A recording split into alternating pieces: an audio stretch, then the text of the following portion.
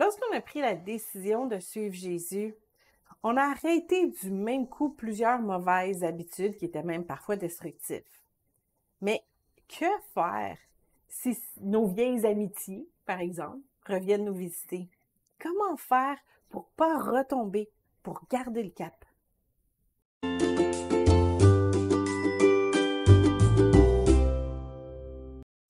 Petite mise en situation.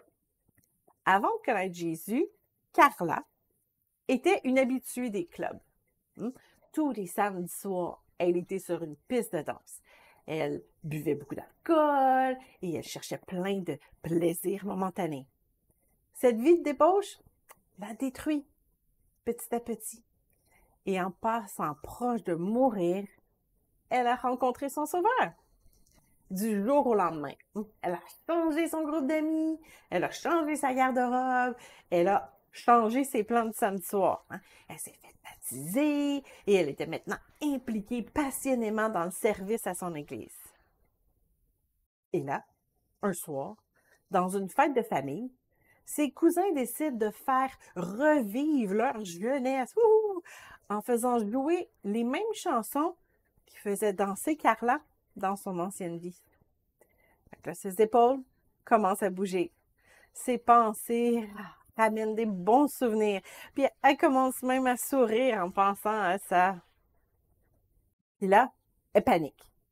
Elle veut surtout pas aimer ses anciennes chansons parce qu'elle a peur de retomber de comment elle était dans son passé. Elle a peur de perdre son salut et de redevenir un esclave. Beaucoup de chrétiens, comme Carla, éprouvent à un moment donné dans leur vie la peur de retomber dans leur passé. Et c'est effectivement une tentation qu'il ne faut pas banaliser.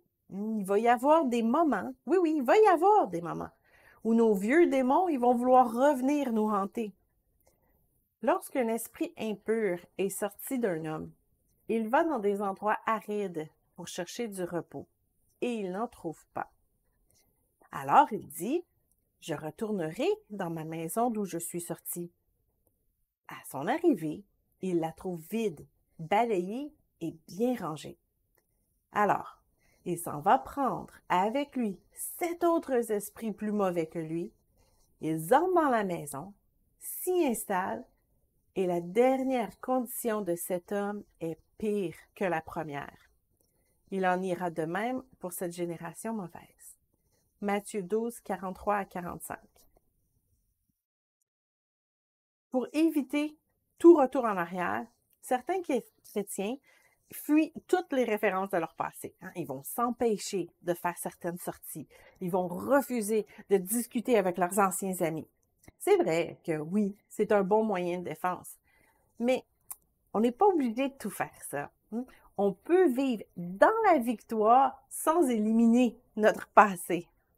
Pour ça, on vous donne ici 4 trucs à retenir. 1. Faites-vous d'autres sources de plaisir.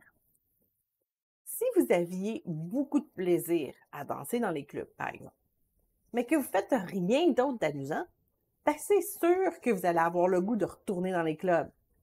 Donc, si vous aimez danser, continuez de le faire, mais choisissez seulement un endroit qui est plus sain et en meilleure compagnie. Bref, trouvez-vous des nouveaux passe-temps, des nouvelles choses amusantes à faire. Ça peut être un cours de quelque chose ou n'importe quoi. Parce qu'il est possible, oui, d'avoir beaucoup de plaisir sans nier notre foi. 2. Ne doutez pas de votre salut si le désir revient. C'est pas parce que votre chair est tentée que vous avez perdu votre salut. Tant qu'on va être dans ce monde, on va être tenté. L'idéal est donc de se préparer pour résister aux tentations quand elles vont venir. On doit bien sûr prendre soin de notre âme, en la nourrissant quotidiennement avec la parole de Dieu. Et quand les pensées vont revenir dans notre tête, il nous suffit de nous rappeler de quoi Dieu nous a sauvés. Ouais, j'ai eu beaucoup de plaisir dans le passé, mais j'ai eu beaucoup de souffrance aussi. Et gloire à Dieu, il m'en a délivré. 3. Préparez-vous au mauvais jour. C'est lorsque les circonstances sont difficiles autour de nous que là, on commence à être un peu plus à risque de retomber dans nos mauvaises habitudes parce que on cherche un petit réconfort, on cherche un petit plaisir, tu sais, pour nous remonter le moral. Il faut faire attention aussi, il y a même certaines dates qui peuvent aussi déclencher nos désirs. C'est donc une bonne chose de se préparer un système de défense pour ces mauvais jours, puis d'établir des moyens sains de prendre soin de soi. 4. Gardez la joie de votre salut. David savait très bien que si notre cœur reste dans la joie de notre salut, ça va être beaucoup plus facile de résister au plaisir du passé. Rends-moi la joie de ton salut et qu'un esprit de bonne volonté me soutienne. Psaume 51, 14. Si notre vie chrétienne est rendue plate, il faut se réveiller puis il faut changer ça. Le Saint-Esprit veut nous aider à retrouver la joie de notre salut. Vous savez, notre passé, c'est un témoignage de la grâce de Dieu. Si des moments du passé reviennent pour vous visiter, profitez-en pour vous rappeler de la bonté de Dieu, d'où est-ce qu'il vous a sorti et où vous en êtes maintenant. On n'a pas besoin d'avoir peur de notre passé. On a juste à l'utiliser comme un outil pour glorifier Dieu.